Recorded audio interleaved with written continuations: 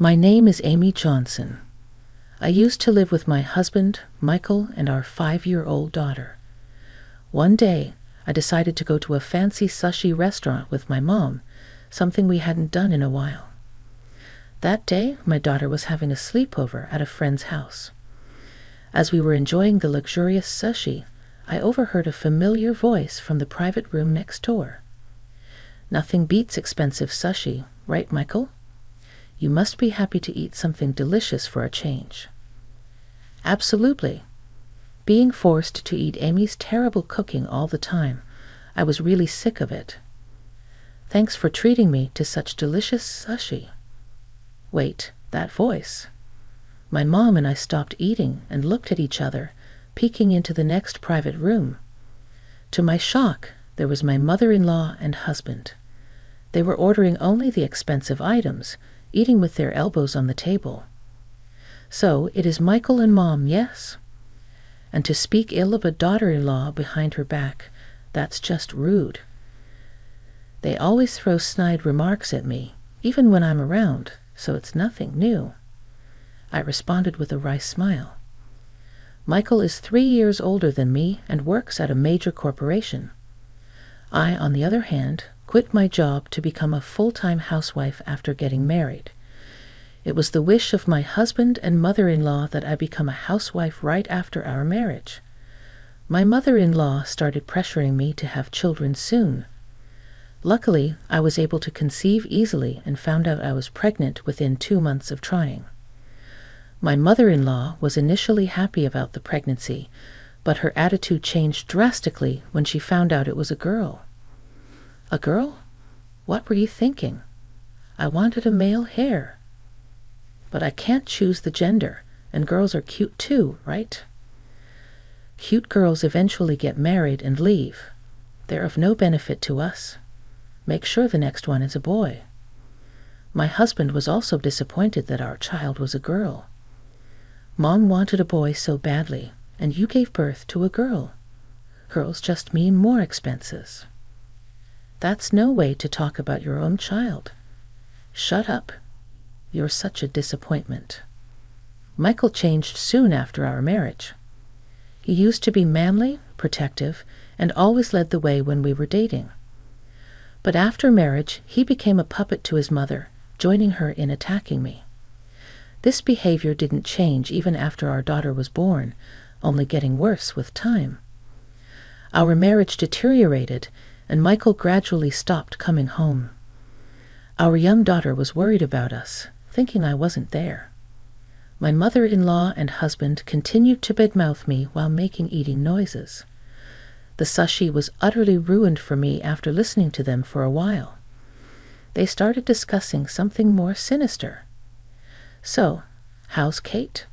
Is the baby developing well? Everything seems fine. I can't wait to see my son's face. That's great. Unlike some failures, she got pregnant with a boy on her first try. Maybe it's because she's young. Could be. There's nothing better than a young woman. I'm looking forward to starting a new life with my young lover and the baby next year. I'm excited about the new house. I wonder how Amy would react when she finds out Michael has a son. She'll probably be so upset. But no matter what she says, I'll choose Kate.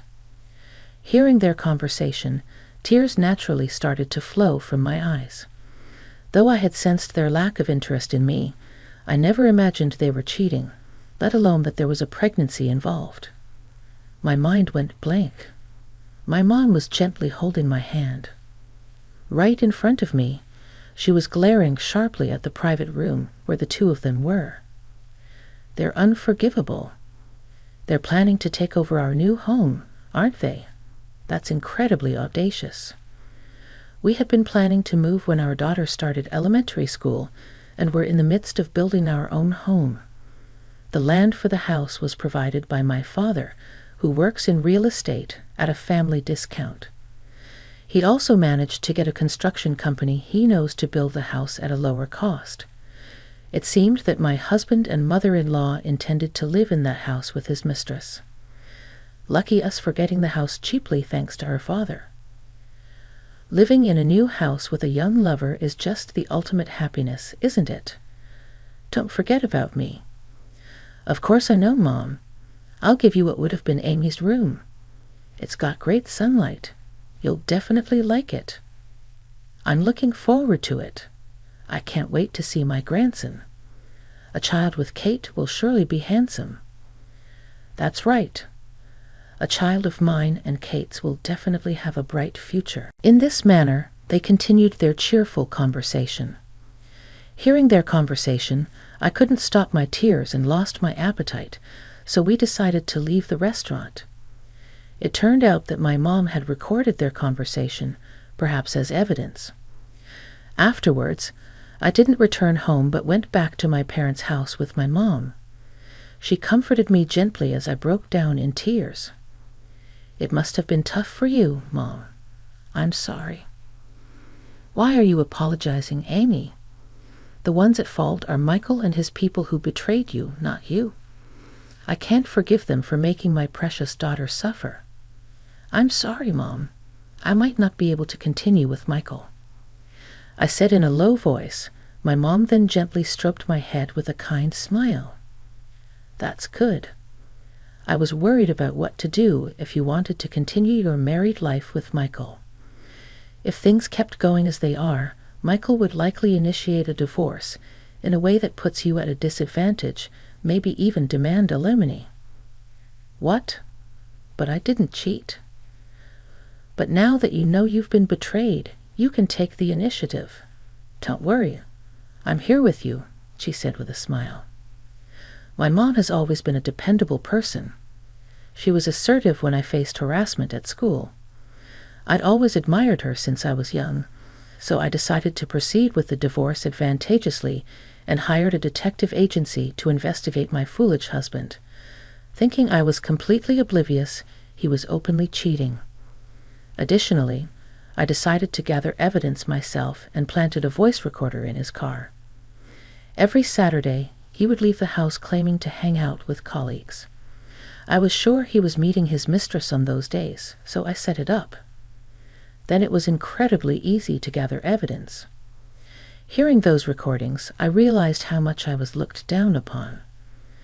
"Are you sure your wife isn't getting suspicious about us meeting every week on the same day?" "Don't worry about it. She believes everything I say. I'm sure I can easily fool her about alimony and child support. I don't want to give those women a single penny." "Yeah, that makes sense. We have our future life to think about. The old hag can just drop dead for all I care. You really say some terrible things." "But, Michael, you always say that too. I should have never married that awful old woman. Why did you marry her in the first place? I saw her photo, and to be honest, she's not even pretty. I must have been out of my mind back then. If I'd met you earlier, I wouldn't have given a woman like that a second glance. I'm so happy. I love you, Michael. I love you more than anything in the world." After that, they probably got intimate in the car. I could hear the vivid sounds and had to stop the recording abruptly. Listening to this, my sadness disappeared, replaced only by anger. They completely looked down on me, but of course, I had no intention of letting them have their way. I continued to gather evidence with my parents' help. After receiving additional proof from the detective agency, I was ready to confront my husband about a divorce. I told my husband and mother-in-law that I needed to discuss something important and called them. My parents offered to accompany me, but I decided to confront them alone. This was my problem, and I wanted to resolve it myself. When the two of them showed up, they looked annoyed. "What's this important talk about? We're not so free to attend to your whims." "Yeah, you're interrupting our day off. I had plans for a lunch date with friends." "I'm sorry. I just really needed to talk to you." "So what is it? Make it quick." I handed my husband the divorce papers with a serious expression. My name was already filled in. For a moment, they were speechless. "What's this all about?" Why are you bringing up divorce? I can't continue with you anymore. Please divorce me." Upon hearing this, my mother-in-law burst into laughter, followed by my husband. "What are you talking about? All of a sudden, divorce me. You know you can't live without me." "Exactly, know your place. I'd understand if Michael wanted a divorce, but it's ridiculous coming from you. It doesn't matter who initiates the divorce, does it? And without Michael, how do you plan to live? You're just a housewife, and he's been supporting you financially. Are you planning to live homeless with your daughter? Homeless mother and daughter, huh? That would be quite a sight." They began to mockingly laugh at me and my daughter. Seeing them like that, I almost lost my composure, but I held back. I declared to my husband, I will be demanding alimony from Michael, and of course child support as well. "What? What are you talking about? I can understand child support, but why should I pay alimony? Don't you understand what alimony means? This is why I can't stand uneducated women. Of course I know what alimony means. I'm not that ignorant. So, how exactly are you planning to get alimony from me? Give me a convincing explanation, Michael. You're having an affair with a woman named Kate, right? And she's pregnant with your child." Mentioning the mistress's name caught my husband and mother-in-law off guard. They clearly didn't expect that I knew about the affair, but they weren't the type to give in just because of that. "What? You knew about Kate?" "I admit it, but it's your fault you were cheated on." "Why is it my fault, then?" "It's because you only gave birth to a girl. You didn't try hard enough for a second child. If you had just gotten pregnant with a healthy boy, Michael wouldn't have left you." "It wasn't that I didn't try. I couldn't. After our daughter was born, Michael didn't help with childcare or housework at all. How could I even think about having another child under those circumstances, especially when it was my first time raising a child? What nonsense is this girl talking about? Childcare and housework are a woman's job. You're wrong to rely on a man like Michael. Maybe your attitude is why he got fed up with you." Hearing my mother-in-law defend her son who cheated and impregnated another woman, I was more astonished than angry. I couldn't believe I had put up with such unreasonable people for so long. My husband continued to berate me. "You gave up being a woman after marriage. You stopped wearing makeup, and after giving birth, you quickly aged. Who would want to have a child with an old hack? It's your fault for losing your feminine charm." True, after childbirth, I stopped focusing much on makeup or hairstyles, but I maintained basic grooming. Many women gain weight after childbirth, but I was careful not to. However, it seemed my husband never noticed these efforts, caught up with his young mistress. He had no interest in me. Continuing to mock me, I made a request. "Can you bring Kate here? I'd like to meet her." "What? Why? She knew you were married and still had an affair, right? She also has a responsibility. I want to have a talk with her." "Meeting Kate will only hurt you more, you know." "Why would that be?" "Well, Kate is young and has a great figure, unlike you. Plus, she's carrying a boy in her belly, something you couldn't give me. You might just lose it out of jealousy." "I don't care about that. Just call her, please." As I spoke coldly, my husband seemed displeased that I didn't react the way he expected. He clicked his tongue in annoyance. Then, while glancing at me intermittently, he started calling his mistress. "Hey, what's up? Are you coming over today? I need to apologize to Kate about something." "What? What's going on?" "I'm scared. Turns out my wife found out about us. I want you to come over. Is that okay?" Meeting your wife.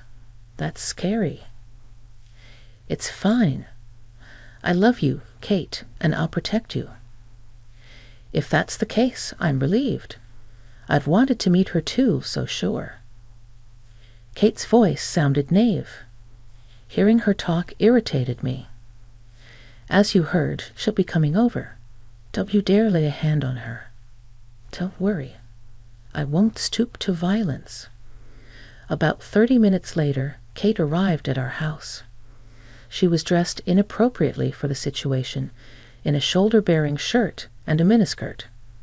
She was a 25-year-old temp worker at my husband's company. We invited her in to continue the discussion. Despite my presence, my husband and his mistress began to flirt with each other. Kate is young and attractive, unlike someone else here. Even pregnant, she takes care of her appearance. Hey, don't say that. You'll make your wife angry. Oh, I guess she's not your wife anymore.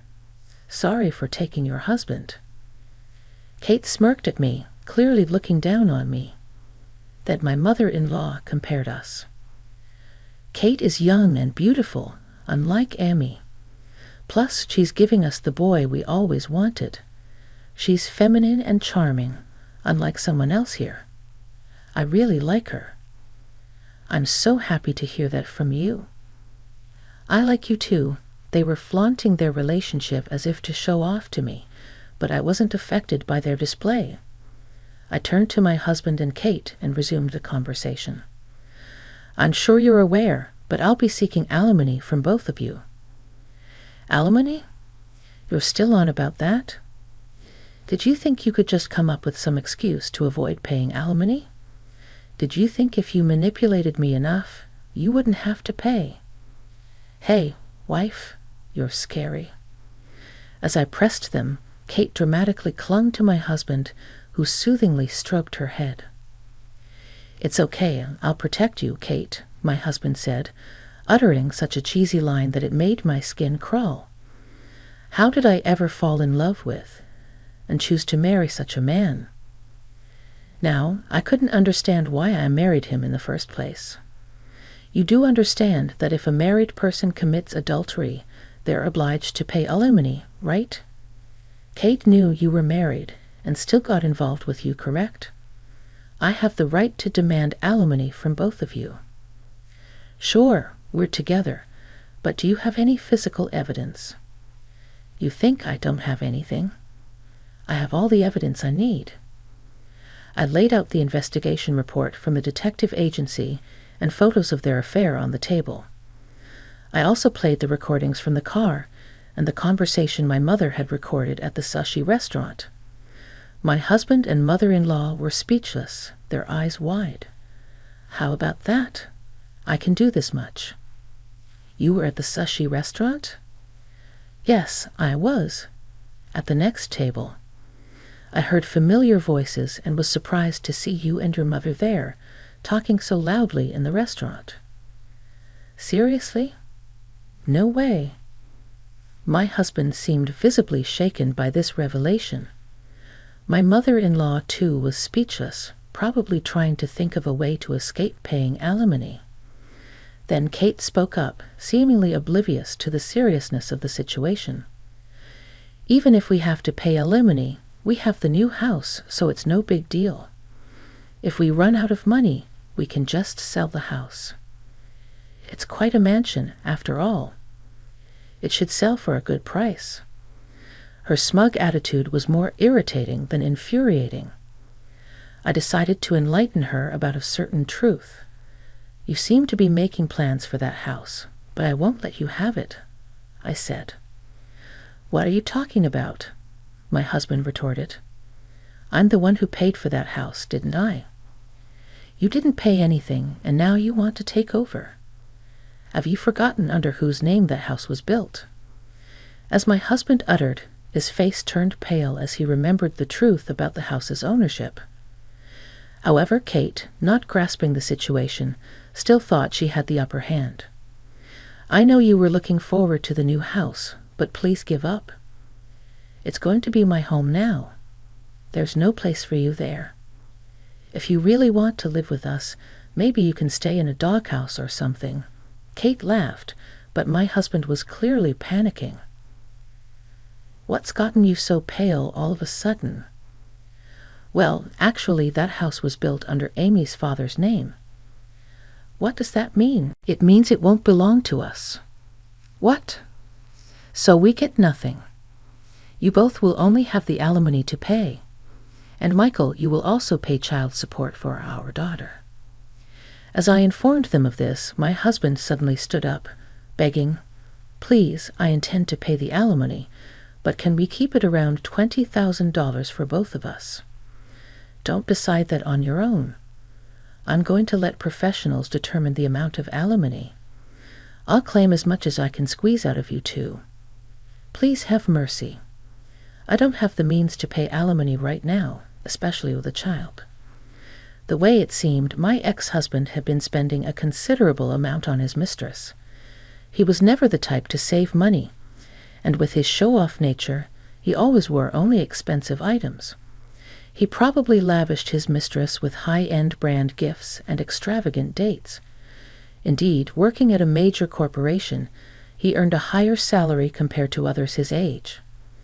However, his expenses far exceeded his income, making it pointless.